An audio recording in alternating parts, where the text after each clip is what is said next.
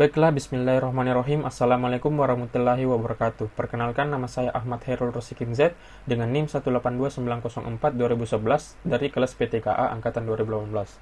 Baiklah teman-teman, langsung saja yang pertama, di slide pertama ini saya akan menjelaskan presentasi PowerPoint dari mata kuliah komunikasi data yang berjudul analog transmissions, yang dimana yang pertama yaitu slide pertama ada profil saya, yaitu kalian bisa lihat teman-teman, pendidikan teknik informatika dan komputer. Saya dari pendidikan teknik informatika dan komputer, pendidikan teknik elektro, Fakultas Teknik Universitas Negeri Makassar. Oke, selanjutnya di sini ada slide kedua, yaitu judul dari presentasi kali ini yaitu analog transmissions. Ya, langsung saja kita next. Kita masuk ke materi pertama, yaitu digital to analog transmission conversion, yang dimana modulasi digital adalah proses penumpangan sinyal digital ke dalam sinyal carrier. Modulasi digital sebenarnya adalah proses mengubah-ubah karakteristik dan sifat gelombang sinyal pembawa sedemikian rupa sehingga bentuk hasilnya memiliki ciri-ciri dari bit-bit, yaitu 0 dan 1. Melalui proses modulasi digital, sinyal-sinyal digital setiap tingkatan dapat dikirim ke penerima dengan baik. Untuk pengiriman ini dapat digunakan media transmisi fisik atau non-fisik.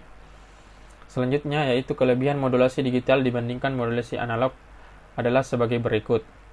Di sini terbagi menjadi 5. Yang pertama yaitu teknologi digital mempunyai suatu sinyal dalam bentuk digital yang mampu mengirimkan data yang terbentuk kode binary, yaitu 0 dan 1. Yang kedua, ada sinyal digital juga mampu mengirimkan data lebih cepat dan tentunya dengan kapasitas yang lebih besar dibandingkan sinyal analog. Dan yang ketiga, ada memiliki tingkat kesalahan yang kecil dibanding sinyal analog. Yang keempat, ada data akan utuh dan akan lebih terjamin pada saat dikirimkan atau ditransmisikan dibandingkan modulasi analog. Dan yang terakhir, yang kelima, lebih stabil dan tidak terpengaruh dengan pengaruh cuaca. Selanjutnya ada kelemahan modulasi digital ini adalah sebagai berikut. Di sini terbagi menjadi 2. Yang pertama, modulasi digital termasuk yang mudah error, dan yang kedua ada bila terjadi gangguan maka sistemnya akan langsung berhenti atau stop. Oke, kita langsung next saja ke materi selanjutnya.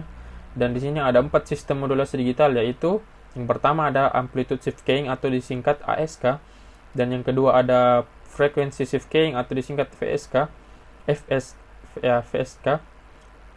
Yang ketiga ada passive keying atau disingkat PSK, dan yang terakhir yang keempat ada quadrature amplitude modulation atau disingkat QAM. Di sini terdapat penjelasan dari keempat modulasi tersebut.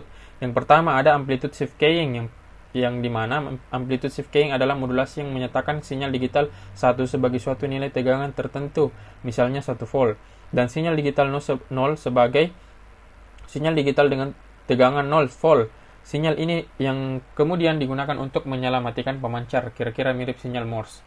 Yang kedua ada frequency shift keying, yang dimana dalam modulasi FM, frekuensi carrier diubah-ubah harganya mengikuti harga sinyal pemodulasinya dengan amplitude pembawa yang tetap. Jika sinyal yang memodulasi tersebut hanya mempunyai 2 harga tegangan 0 dan 1, maka proses modulasi tersebut dapat diartikan sebagai proses penguncian frekuensi sinyal.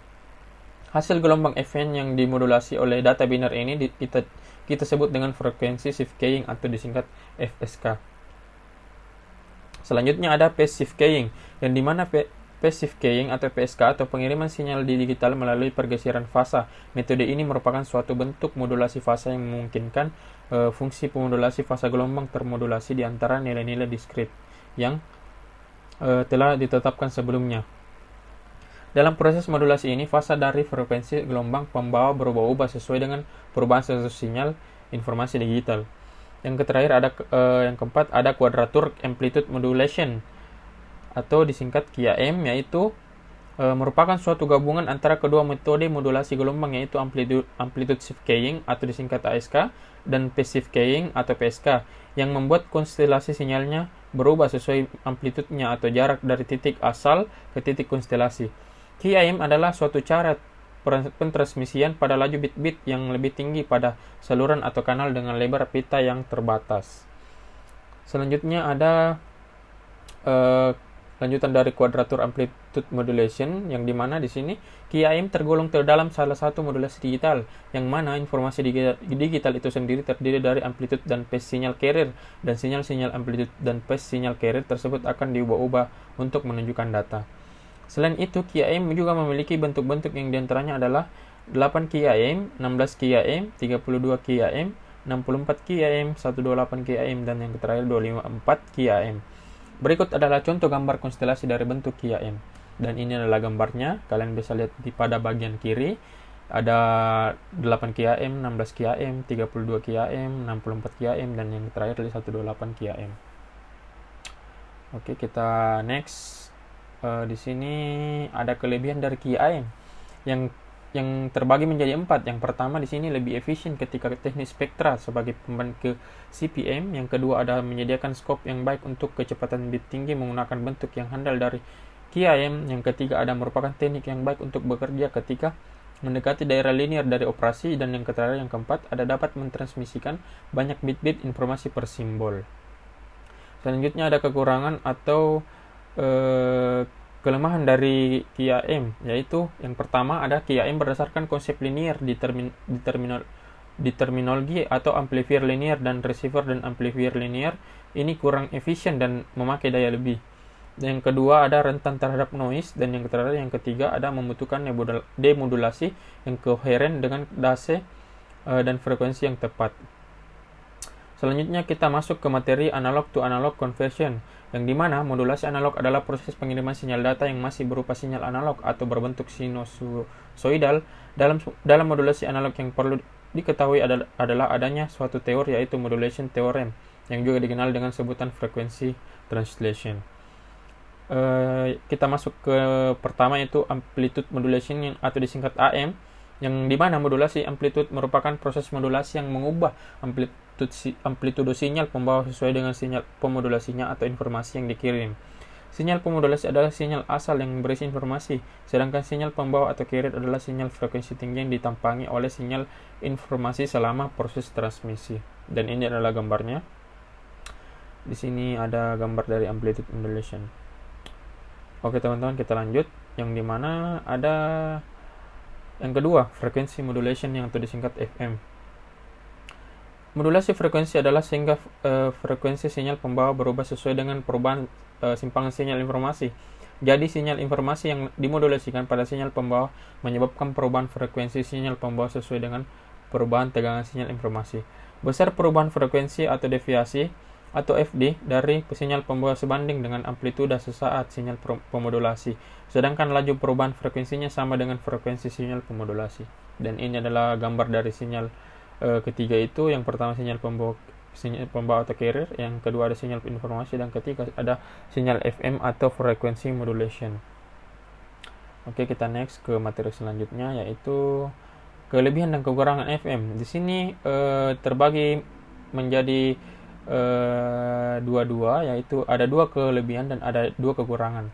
Dan yang kelebihan yang pertama ada informasi atau data yang dibawa tidak mudah terganggu, dan yang kelebihan kedua yaitu daya transmisi tidak besar.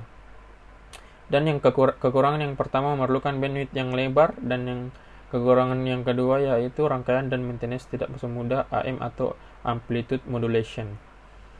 Selanjutnya kita masuk ke yang ketiga, ada phase modulation atau disingkat PM, yang dimana modulasi fase adalah proses modulasi yang mengubah fase sinyal pembawa sesuai dengan sinyal pemodulasi, sehingga dalam modulasi PM amplitude dan frekuensi yang dimiliki sinyal pembawa tetap, tetapi fase sinyal pembawa berubah sesuai dengan informasi.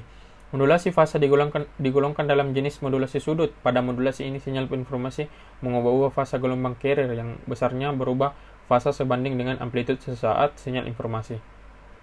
Secara sekilas, modulasi ini mirip dengan modulasi frekuensi, namun perbedaannya apabila pada modulasi frekuensi perubahan tertinggi terjadi ketika sinyal informasi mencapai amplitude puncak berbeda dengan modulasi fase. Perubahannya meningkat, yaitu perubahan fase ketika sinyal informasi mengalami perubahan yang paling besar, yaitu ketika kadar nilai positif ke negatif. Oke lah teman-teman, sampai di sini dulu materi dari mata kuliah komunikasi data yang berjudul analog transmissions. Cukup sampai di sini. Bila ada kekurangan dalam memaparkan materi presentasi ini, mohon dimaafkan. Jika ada salah tutur kata, mohon dimaafkan juga, karena saya hanya manusia biasa yang tak luput dari kesalahan. Baiklah teman-teman, wabillahi taufik wal hidayah. Wassalamualaikum warahmatullahi wabarakatuh. Saya Ahmad Herul pamit undur diri.